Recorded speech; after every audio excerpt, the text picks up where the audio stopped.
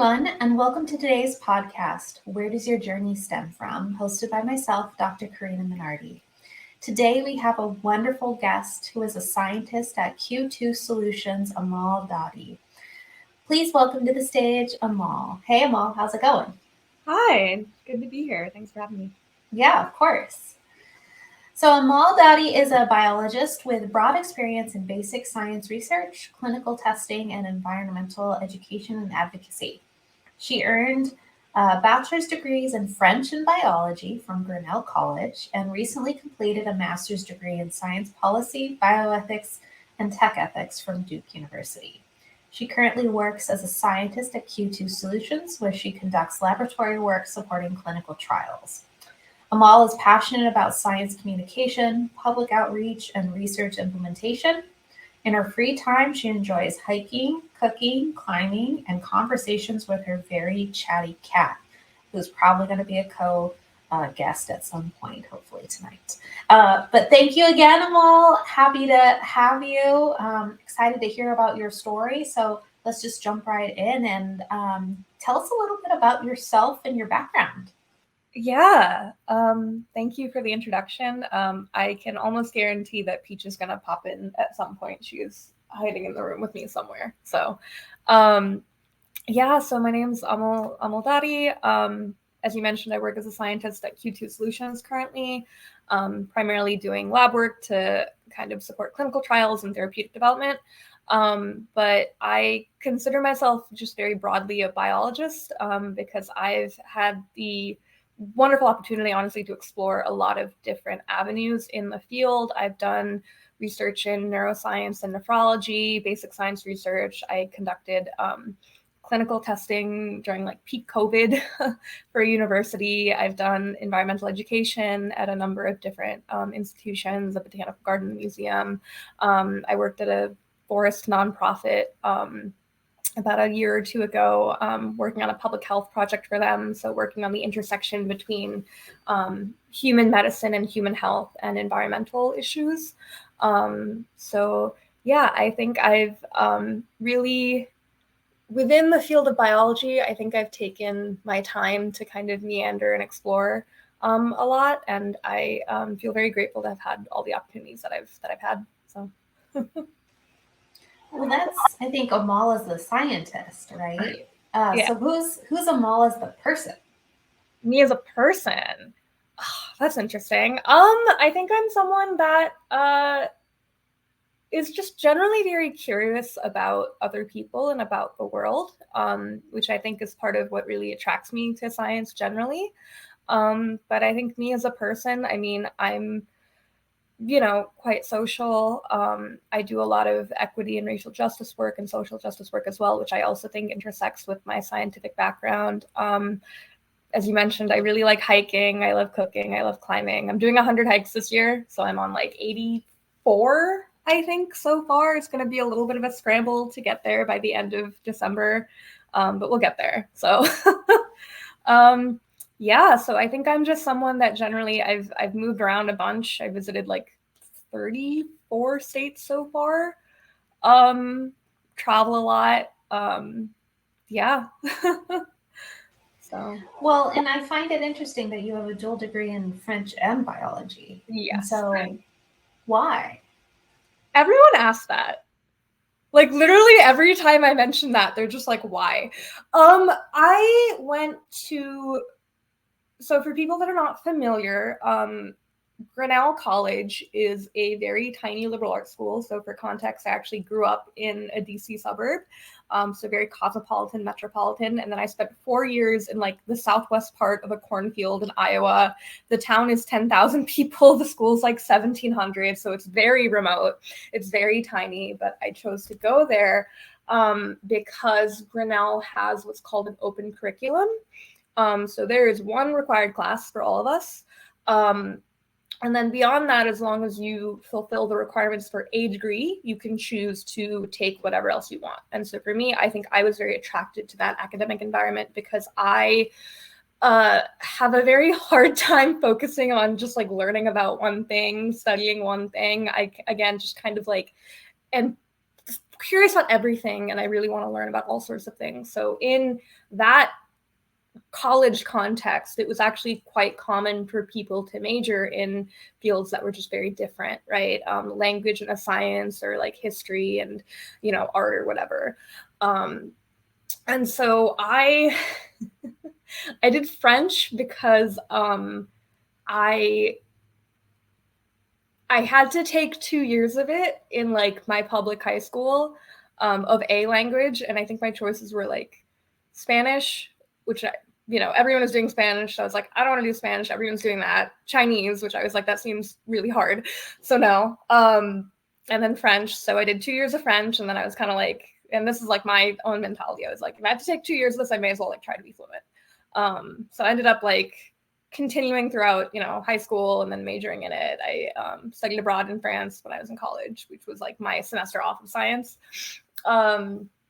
Yeah, but I think, the funny thing is like people really, again, everyone asks like, why would you do a language and a science? And I think for me, reflecting back on it, I really feel that the language degree actually made me a much better scientist and a much more well-rounded scientist, right? My French skills made my English better, my communication better, because in the process of studying a language, you think really carefully about, your word choice, your grammar, your structure, just the intention of what you're trying to communicate to the other person, right? And that is very translatable to science in terms of trying to break down complex concepts and sort of get your point across to whoever your audience is, whether that's, fellow STEM people or just like a general layperson that may or may not have the specific background that you do.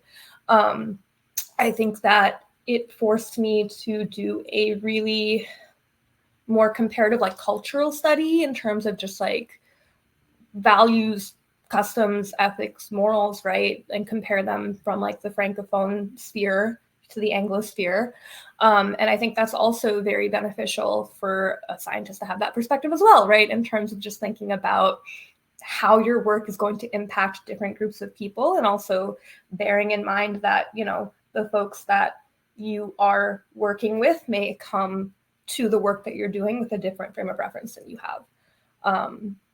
And so I think that there's actually a lot of intersection, frankly, with languages, with science and anything, you know what I mean? I think I'm a big advocate of just cross-training and like comparative study and kind of following like where your curiosity guides you. And it doesn't necessarily have to be a linear path or a direct connection to what you are working in. But I think that there's always like intersections that can happen and like synergy that can come up.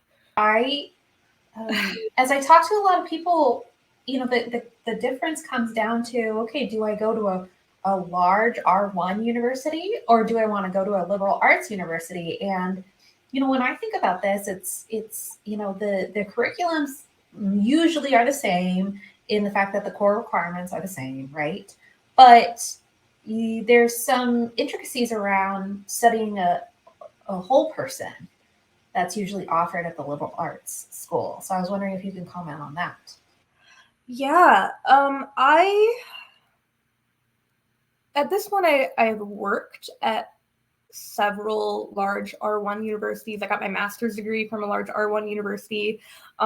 So, my liberal arts experience really is just like that degree. But I think my like experience with like, R1 like research-driven academia as a whole is honestly longer at this point. But I feel very grateful to have had the liberal arts focus as an undergrad, because I think that really is the best thing you can do for a young person, is just teach them how to think, right? Is to be able to take a concept and break it down and give them the tools and the skills that they need to learn other information if they choose to, right? If they choose to seek it out.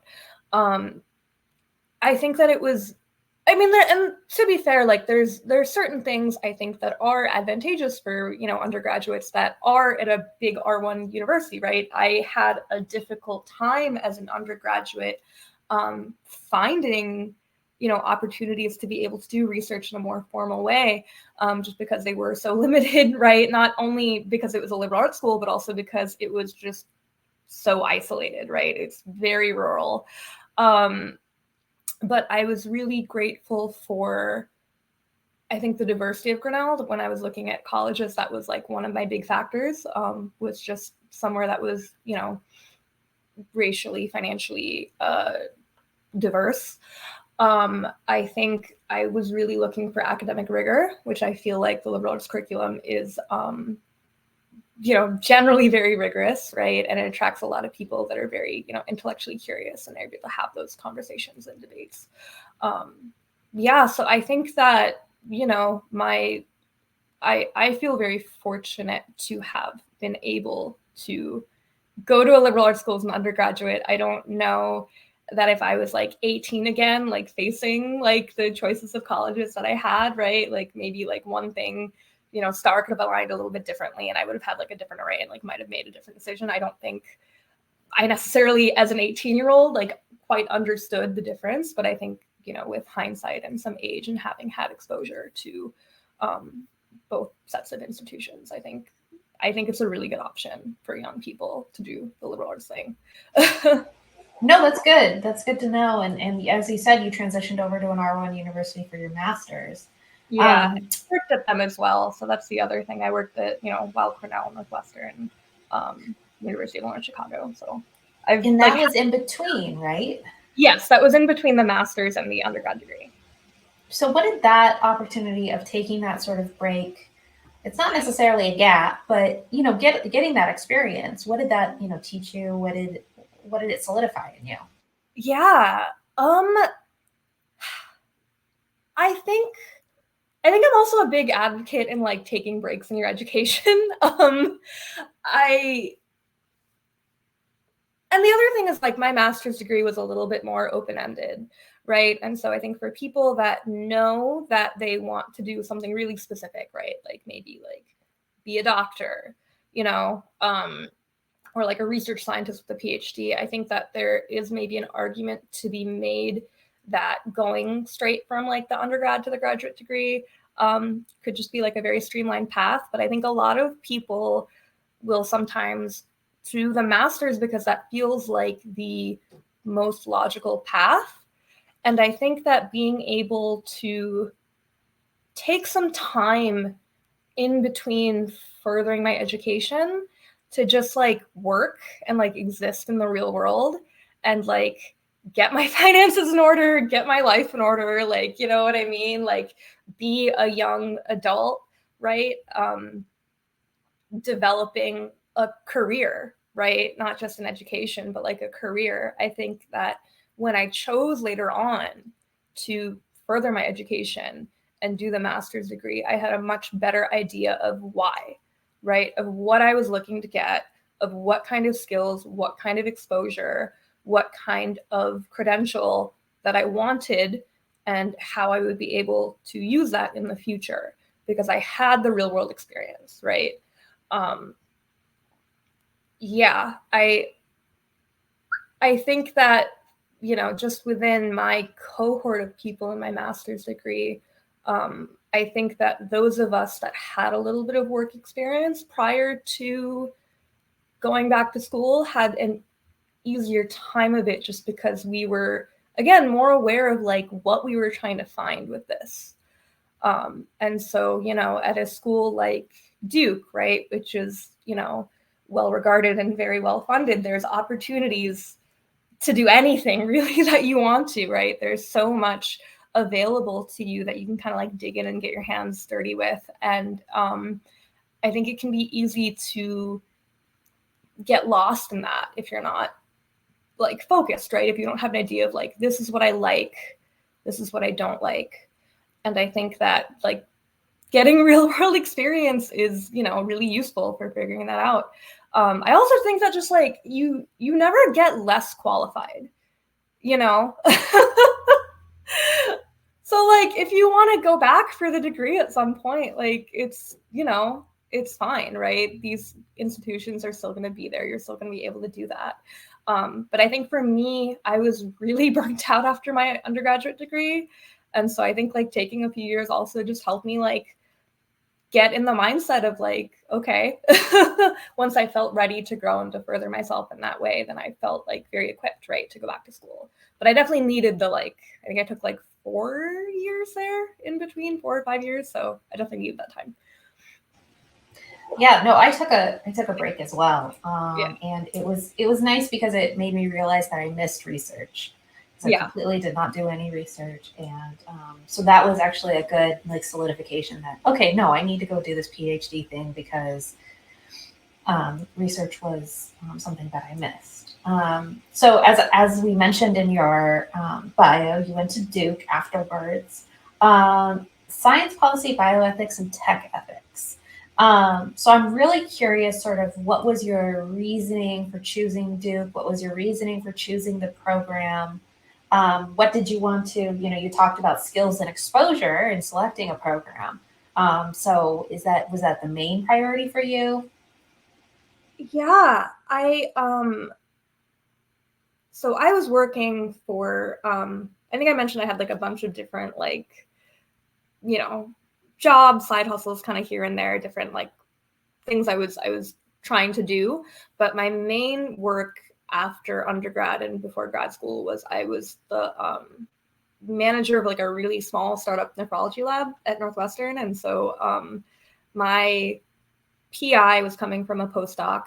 She started in January. I was hired and started in February, and I was like the only wet lab employee for like 8 months. So we were kind of just like building this thing from the ground up together. Very stressful. Great experience. I got like a lot of like, exposure to just like different like research techniques and like ways of doing things in the lab, and kind of also just the process of like setting a laboratory up. I don't think that the management aspect of it and the setup aspect of it is something that you really consider when you're just like a scientist working at the bench, but like someone had to put those systems in place that you're doing. Someone had to literally just like put everything on the shelf, decide where it goes, like make all the protocols, whatever, right? Figure out like who at the university to go to when you have like this question or this issue. So I think that was very challenging, but very fun at the same time, just because I got to, wear a bunch of different hats in this role, right? But I think after like I was like there for like 3.5 years, I got to a point with academic research specifically where I just sort of felt like there's a cycle where you're like, banging your head against the wall, trying to make things work, right? Gathering your data, like analyzing it, putting it into some sort of narrative that like makes sense, right? And then with the goal of publishing in a journal, right? Journal, hopefully with like a high impact factor, where it gets like a lot of eyes in your field, but like realistically, like no one really reads these outside of like the same 3 people in your very specific subspecialty that are like all arguing over like the same point all the time. And I think that I had chosen to do research and like frankly taken like a pay cut to do academic research specifically because I felt like I wanted to do something that was going to be meaningful and impactful for society as a whole. And I don't think that I felt like the system of academic research that I had been laboring in both after college, but frankly even during college, because I had like internships and stuff that were like in similar environments, like similar institutions, you know what I mean? I just didn't feel like it was super impactful for people that were not already within that field. And so actually the Duke program's like the only one that I ended up applying to. I knew I wanted to do science policy. I knew I wanted to do something that was a little bit more focused on research implementation, right? And I wanted to do a program that would give me the tools and the skill set and exposure to be able, as a scientist, to actually translate my work into actionable, things that are going to impact people in a positive way, right? And more than that, that people will be able to understand, because I think there's also a gulf between, when you apply as a scientist, as a lab for these grants, there's a section in these grants that lists, right, how are you going to disseminate your information? You need to write up a plan for that. But the plan is only to disseminate it among other scientists, right? Which I feel like is a very big gap. If I'm doing research that is going to, that I'm hoping is going to have a positive impact on society, then I want people outside of my field to understand that as well, right? To understand, to hopefully support it, to hopefully bring up concerns if there's concerns about it, right? There should be a dialogue. And so I picked, I think when I was looking, I looked at a bunch of different programs. I was looking at a bunch of different schools. I think that this is a very unique program. There's two tracks primarily. So there's people that come at this from more of a biology standpoint, wanting to do, learn about science policy from that. But then there's also the tech side, right? There's people that come at it from more of a tech focus, because frankly, technology is influencing everything, including, traditional biological research or like medicine. When you think about how, AI or like large language models or, any of these tools, CRISPR, right, is also technology, is really transforming how we do biology and medicine and healthcare and environmental issues and research. I think that I picked the program. My thought process going into it was like, well, if I don't get into this one, or if like I can't finance it because they won't, give me enough scholarship, like I'll just apply to more next year. But then it ended up working out. So Now, science policy is really critical because not a lot of scientists are in science policy, which I know is not, I guess it is kind of hypocritical in that you would assume that more scientists would actually be formulating policy based off of scientific fact, but usually it's actually policymakers who are driving science policy, or at least that's kind of, unfortunately, how I have experienced it. But I'm curious though, because you've spent time in neuro, you've spent time in nephro, environmental, basic, botany. I think there's others that you have mentioned. Wet lab. I mean, you kind of run the gamut of biology, right? So, why did you expose yourself to all of that stuff, and how? Yeah. Well, I guess first, before I answer that, to your first point, I agree that I think that a lot of, historically, I think that there's been a lot of policymakers, not necessarily with a science background, that are like driving the science policy. And then I think scientists, whether it's by, cultural learning, like social pressure, there's always been, I think, a little bit of a distance, right? A little bit like an ivory tower, kind of, you're laboring at like your computer or your bench and like doing your work, but like not necessarily concerned with how, where it goes from there. I think that, I think it's a little bit of a departure for a scientist to be wanting to explicitly do science policy, just like from historically how it's gone. But I also don't think I'm the only young scientist that is having this inclination, right? I feel like the younger generation of STEM-focused people are very concerned with the impact that their work is going to have. And I think that, I hear a lot more about like science and society, science policy, right? Just like those intersections now than I did, even 5 or 10 years ago, when I was kind of first like getting off the ground in a career. So yeah, that said, how did I end up exposing myself to a lot of stuff? I think I just moved from, I actually wanted to be a veterinarian, if you believe it, from age like 4 to 20.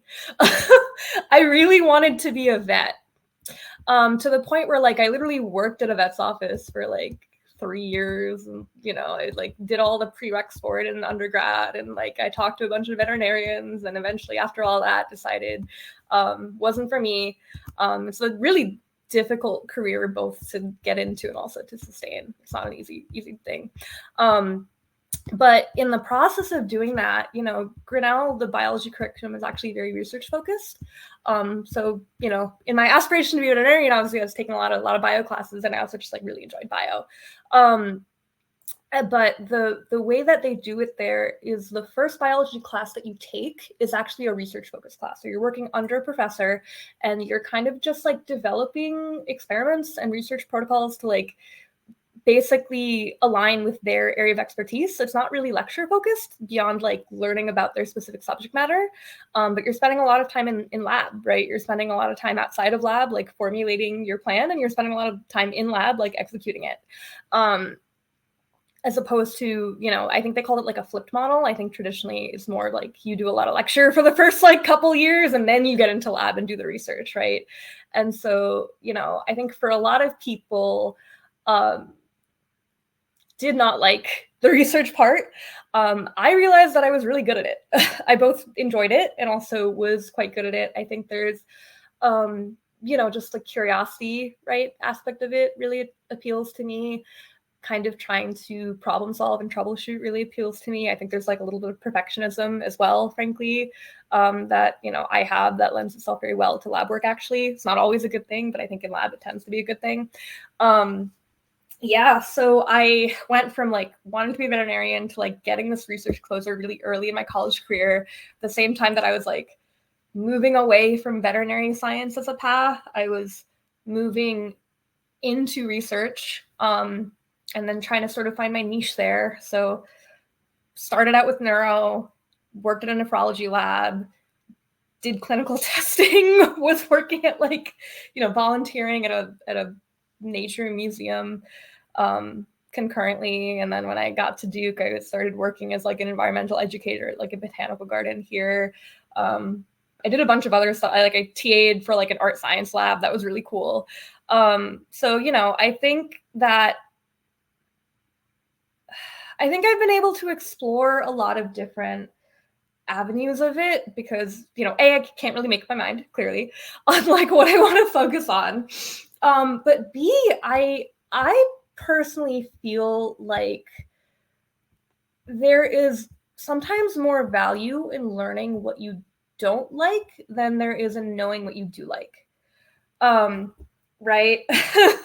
And that just comes from being exposed to a lot of different things, saying yes to opportunities, seeking them out, right? Developing these skills that you can then translate to different areas and different fields, and just kind of like going at it and seeing like, okay, let me try this out for a little bit, figure out what appeals to me, figure out what I kind of want to move away from, and then go from there. And I think that's just mostly been my focus for how I've tried to develop my career is, you know, once I like let go of the 16-year dream of being a veterinarian, I was kind of just like off in the wilderness for a little bit. So I was like, all right, it's time to explore. And I think actually that has been, I think it's been beneficial both in terms of just like allowing me to like exist as a human, honestly, while you're like developing like career skills in a job. I think there's a lot of pressure to kind of like know what you want to do in the future at all times. And like at this point, I honestly don't even have like a 5-year plan for myself. I figure I'll just continue to, you know, figure it out. And there's nothing wrong with that either. As long as you're always moving towards something. Yeah, moving forward. But I think, you know, I love that you said that you're figuring out what you don't like, because that is just as important as you're figuring out what you do like. Yeah, I think it's honestly more important sometimes, because there might be something in what you do like that you later on realize, oh, that's not so great. Yeah. So you're now a scientist at Q2 Solutions. So can you tell us a little bit more about that and how it has aligned with your background? Yeah. So this is my first job post master's degree. Also very burnt out after the master's degree. So like I took a little bit of break. Pretty new to this gig. I've been here about 4 months now. I think this has been a good fit for me for right now, because it's very, you know, it's leaning on my laboratory background, right? Which I do have an extensive just like wet lab background. So I'm primarily just running immunoassays, just like different like laboratory tests, right, on clinical samples, you know, patient samples from clinical trials or preclinical trials. And so, it's very related to my laboratory work, but I also actually feel like it's very related to my degree as well, right? I got the bioethics science policy degree, and just everything about how clinical research specifically is structured. I mean, it's super highly regulated. And it's very highly regulated because, unfortunately, right, there have been a lot of cases of gross misconduct, right, of people doing this research on human subjects in ways that we now at least consider to be wildly, wildly unethical. But at the time, you did not have the guardrails, right, the legal processes in place that would guarantee some measure of safety for participants in trials, some measure of accountability, right, for researchers who don't consider the impact of their work on, the patients that they're working with, right? And so the environment that I'm in right now is by far the most highly regulated work environment I've ever been in. So for me, it's actually really interesting as a scientist working in this highly regulated sphere, right, that has like the science policy background, to be like, okay, this is why we do things the way we do, right? Like, this is why I have to do, all this documentation. This is why we have like GCP, good clinical practice, GLP, good laboratory practice, right? This is like why, on the ground, right? Like, there's very specific ways that you function to be able to comply with these policies and these regulations. Yeah. Do you anticipate, sticking with this for the long term, or is this a good thing right now? We'll see what happens. That's a really good question. I think that like most of my work experience has been, this is a good thing right now and we'll see what happens, right? As long as I feel like I'm learning and growing in a role, right? I'll stick with it. I want to be able to absorb as much as I can, right? While again, I'm figuring out what I do and what I don't like. And then, take the lessons, skills, the contacts that I've made at one place and hopefully be able to, apply them wherever I go next. I think that long term, honestly, I've become, it's really interesting as I think as a young person that was interested in biology, I at least feel like I was fed a little bit of a narrative that like biomedical science and biomedical research was the secure path, right? It was the financially stable path. And, the more macro side of biology, right? The evolutionary biology, the environmental science, the ecology, those issues were, or those focuses were, less, I mean, I guess it's just like less able to pay the bills, and I think that that's changing, both in terms of like, is it financially feasible to be in a more environmentally focused field, but also is it like, where's the need? And so I think for me, as someone that is attracted to research, again, because I want to be able to make a difference, right, in society, in the world, and to be able to use the skills that I've gained to be able to help.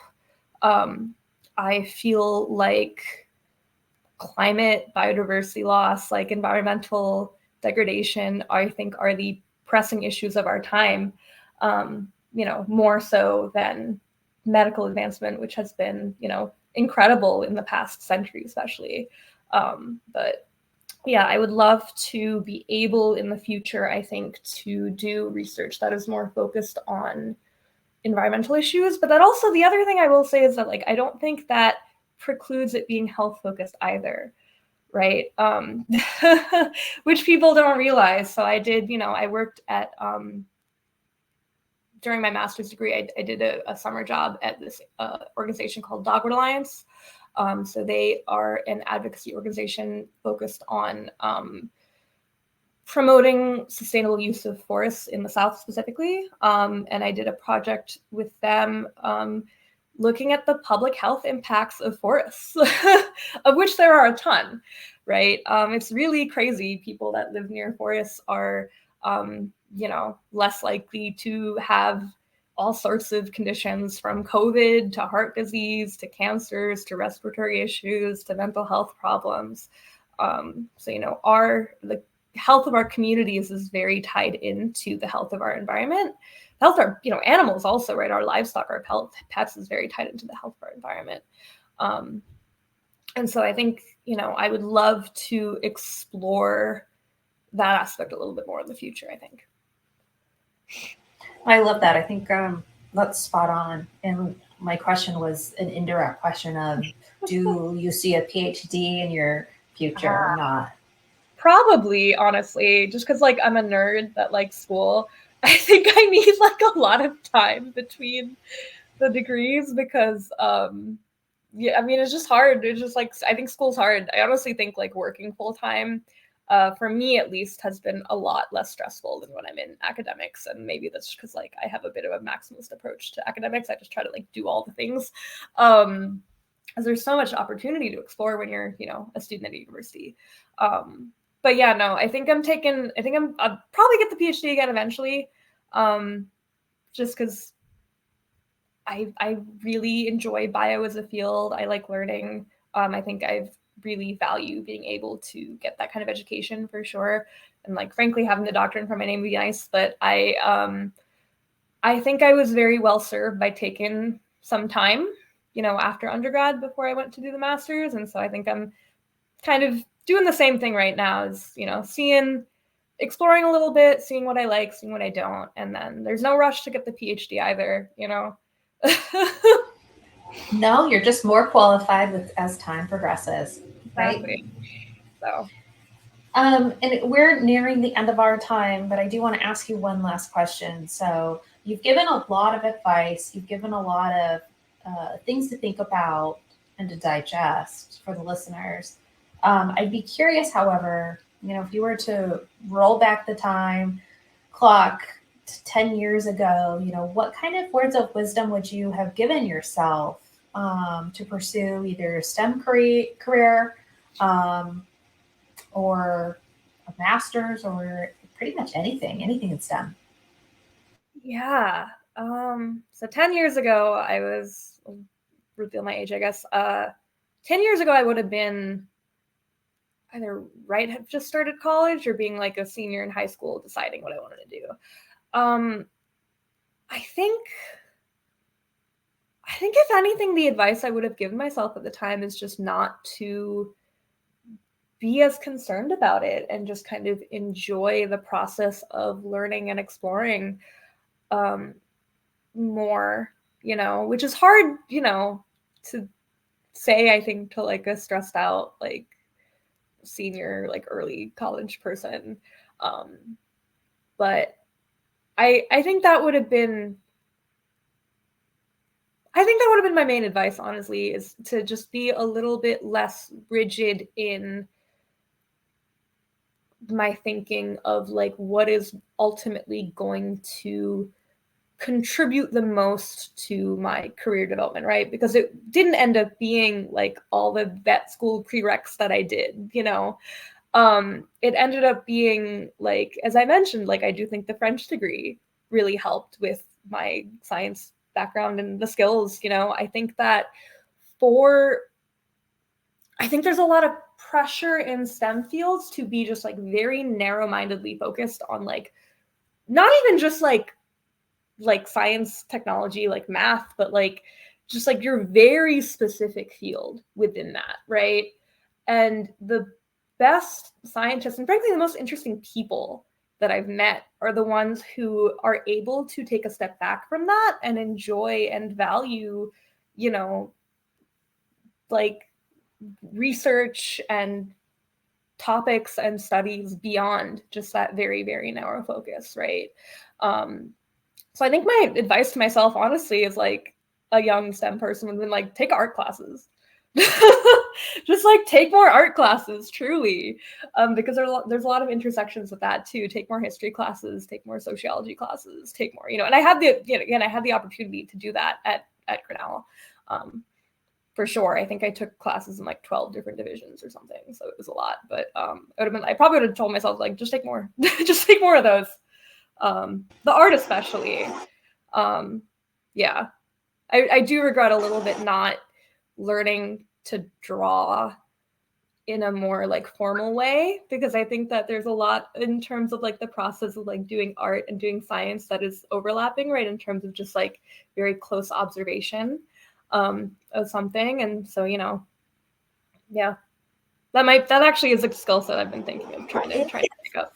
Fascinating to me how many folks that I've talked to in the recent past who have art interests. Yeah. I think, and it's mixed media. I mean, a whole bunch of art. It's either art or music, which I kind of lump together as art. Which I was like, oh my goodness. I mean, that's amazing. But if you think about it, it's very, you're inclined to have curiosity and creativity. You're creating, you know, a methodology to actually answer a question. I mean, that is the creative process. Oh, for sure. Yeah. So when I was at Duke, I'm an educator. So I had like 3 different TA-ships during my master's program, one of which was like this art science laboratory. So it was a neuroscience professor and 2 art professors that banded together in this like weird trio. They're great, but yeah, we like pimped out the neuroscience professor's laboratory. And so it was like a fully stocked science laboratory with like an artistic output. Attracted all sorts of students from like all over the university as well. But there's definitely a ton of overlap, right? There's a ton of overlap in, you know, even just the process, like the scientific method, right? Like observing, recording your observations, drawing conclusions, and then kind of reworking it from there. Like that is how artists work as well, right? In terms of like exploring the world around you, you know, creating something, right? Whether it's like painting or music or whatever, you know, writing, reworking it, and then moving on. So I think there's a lot of overlap for sure. Yeah. But and I your love comments. That. No, Yeah. I do too. And your comment around scientists being some of the most fascinating people. I sat next to Bruce Butler once. He's a Nobel Prize winner.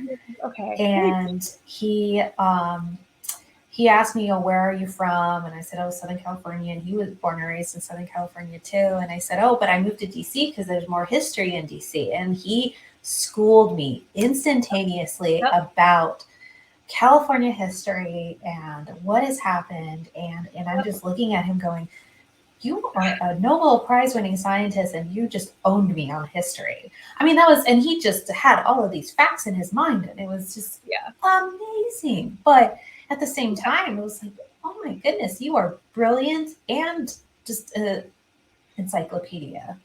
Oh yeah. No, people that are able to just like hold all these different identities within themselves are absolutely the most fascinating people, right? Yeah, I think that's probably like the other advice I would give to like aspiring STEM people is like cultivate interests outside of STEM too, cultivate interests outside of research, like, you know, go take a painting class, go, you know, go for a hike or whatever, like volunteer in an animal shelter, like do whatever interests you outside of the laboratory, outside of the research context, outside of the science context. Because the other thing is like, I think that can really, you know, there's high rates of burnout, right, within our field as well. And so both in terms of giving yourself exposure outside of it, right, to help make you a better rounded person in addition to being a better rounded scientist, but also just like managing, I think, the stress levels that we have in these, you know, scientific fields. I think that's really important to be able to. And the other thing is like, you know, it goes both ways, right? Because I think that scientists can learn a lot from different fields, but then you can kind of apply your scientific thinking and training to those fields in an interesting way too. So yeah, no, that's really cool that you got to meet a Nobel Prize winner and learn about history from him. Oh yeah. Oh yes. And yes. No, he was fabulous. And I think the other piece that I would add to your point is soft skills.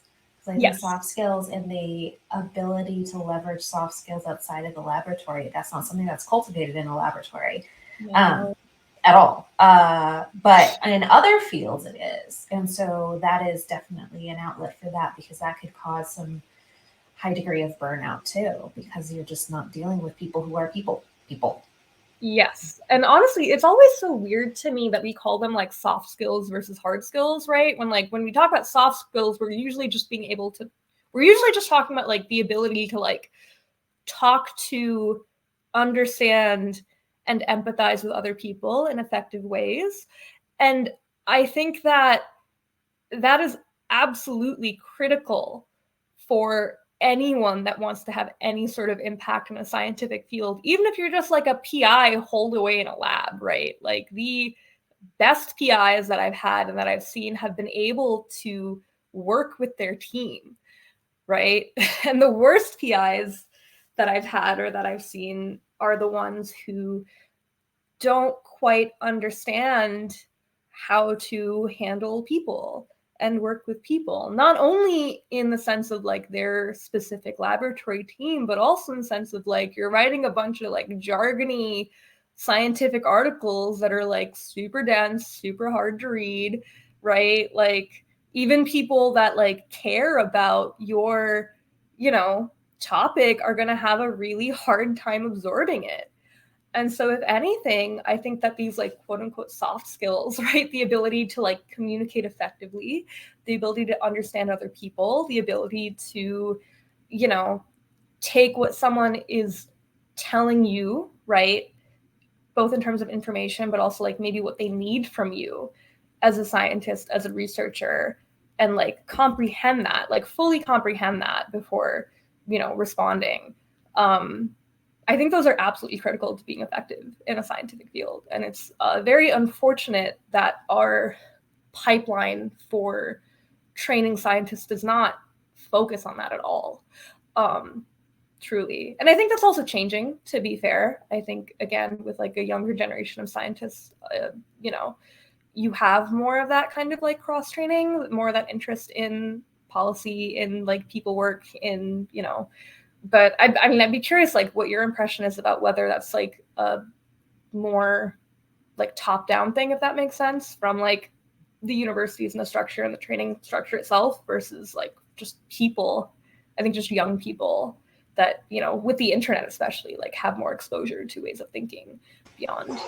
Yeah. I think there's that, in addition to it's going to take a couple of cycles for the young people to actually get into positions in which they are driving that cultural change. Yeah. As more and more PIs reach retirement age and leave, they are the ones who had training, back in the day where there were no women and that it was just you were in the lab for 14 hours a day, 7 days a week.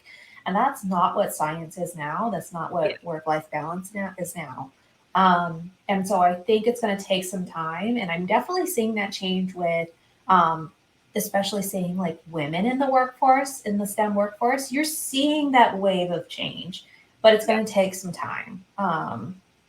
It's unfortunate, but I think I definitely see it. And that's also part of like our mission at STEM From, frankly, of thinking through, what are those considerations you need to think about when you are thinking about a PhD program. It's not just the research. Yes, that is crucial, but it is your lab, it is your PI, it is the city you are located in, it is the network of your PI. All of those are huge contributors to your future career growth post PhD, post master's, frankly. So this was a fabulous conversation, Amal. I appreciate you so much. You have such an amazing background and such a fruitful future. I mean, you're going to do some really, really cool stuff. I foresee it. Thank you so much. It's very, very kind of you. No, thank you. It's been a pleasure. Of course. Yeah, no, this has been a great conversation, and you are a bountiful font of wisdom, frankly, at a young age. So there you go. You probably will not hear that for a very long time, but you are welcome. With that, thank you to our listeners for tuning in. And always remember to ask yourself, where's your journey stem from? Thanks, everyone.